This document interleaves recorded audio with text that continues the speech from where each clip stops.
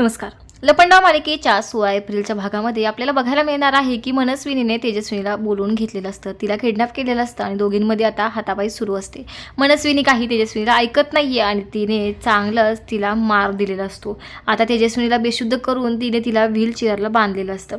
तेजस्विनी मनस्विनीला म्हणत असते की तुम्हाला असं का बांधलंयस मनस्विनी. त्यावेळेस मनस्विनी तिला म्हणते की तुला लवकरच कळेल मी का बांधलंय ते. आणि मनस्विनीने हे सगळं मुद्दामून केलेलं असतं. तिला असं दाखवून द्यायचं असतं की मीच तेजस्विनी आहे आणि सर्वांच्या समोर आता तिला दाखवायचं आहे की सखीची खरी आई मी आहे आणि मनस्विनीचा मृत्यू झालाय.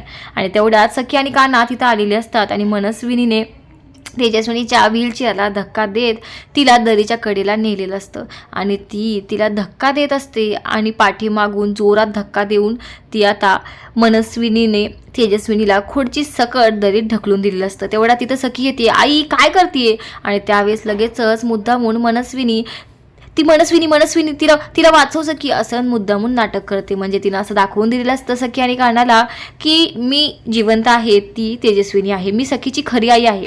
आणि जी पडली ती मनस्विनी होती, दरीत पडली म्हणजे मनस्विनीचा आता मृत्यू झालाय. आता तुम्हाला काय वाटतं, सखीला समजणार आहे का की दरीमध्ये जी पडली ती तिची खरी आई होती आणि आता जी खरी आई असल्याचं नाटक करते ती तिची मावशी मनस्विनी आहे. नक्की सखीला हे सत्य कधी समजणार हे पाहण्यासाठी बघायला विसरू नका लपंडाव आणि आपल्या चॅनलला आजच सबस्क्राईब करा.